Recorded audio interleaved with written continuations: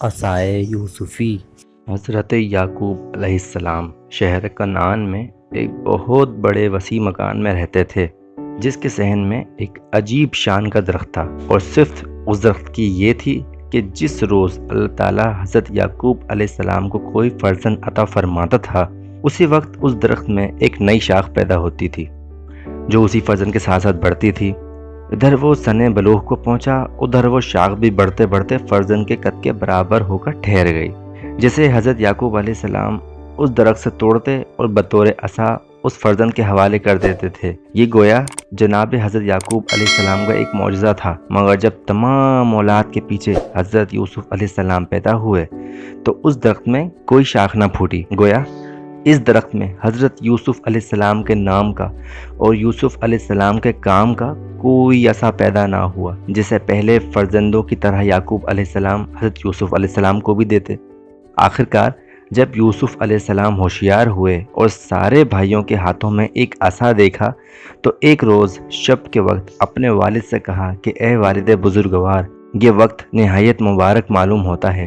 اس وقت آپ رب العالمین کے جناب میں دعا کریں کہ مجھے جنت کا ایک عصا عطا فرما دے، میں جوانی سے بڑھاپے تک اسے اپنے پاس رکھوں اور اس سے ہمیشہ کام لیتا رہوں۔ آپ نے اسی وقت حضور رب العزت میں دعا کی۔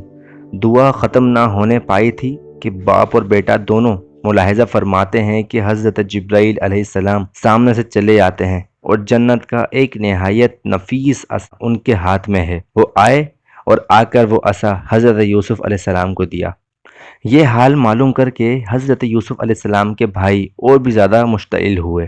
اور اس تائید غیبی میں عصائے یوسفی سے ان کے سینے میں حسد کی آگ اور بھی زیادہ بھڑک اٹھی، مگر ابھی سوائے حسد اور عداوت کے کوئی انتقامی عملی صورت کسی کے پیش نظر نہیں ہے، اور نہ باہم اس کے متعلق کوئی مشورہ ہے۔ اتفاق سے تھوڑے ہی دنوں بعد حضرت یوسف علیہ السلام نے ایک عجیب خواب دیکھا، وہ یہ کہ میری انگلیوں سے پانی ٹپکتا ہے اور فضائے ہوا پر پہنچ کر مینا کی طرح بھائیوں کے سروں پر برستا ہے۔ چنانچہ خواب صبح کو حضرت یوسف علیہ السلام نے اپنے والد ماجد سے بیان کیا۔ والد بزرگ نے اس کی تعبیر یہ دی کہ کسی وقت اندرون ملک سخت قحط سالی ہوگی، جس کے سبب برادران یوسف قحط سالی کا شکار ہوں گے، اور یوسف علیہ السلام کے ہاتھوں وہ قحط کی آفت سے مامون ہوں گے، اور یوسف کے طفیل ہی انہیں خوشحالی اور فارغیالی میسر آئے گی۔ نیز جناب یعقوب نے یہ بھی فرمایا کہ اے نورین حضرت یوسف علیہ السلام، خبردار یہ خواب اپنے سوتیلے بھائیوں سے ہرگز بیان نہ کرنا، کہ وہ اور بھی زیادہ رشک کریں گے اور اپنے دل میں چین بچین ہوں گے، مگر قسمت کی بات و تقدیر کا لکھا۔ بھائیوں نے سن لیا یہ خواب بھی، جو خبر ان کو نہ ہوئی تھی ہوئی۔ باپ نے پردوں میں رکھا اس قدر، راز کھلتا ہی گیا وہ سر بسر۔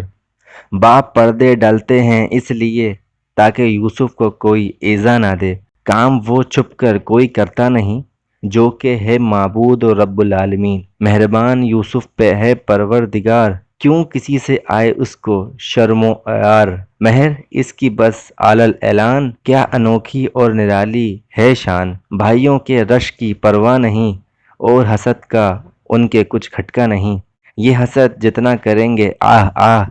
حال اتنا ہی ان کا ہوگا بس تباہ۔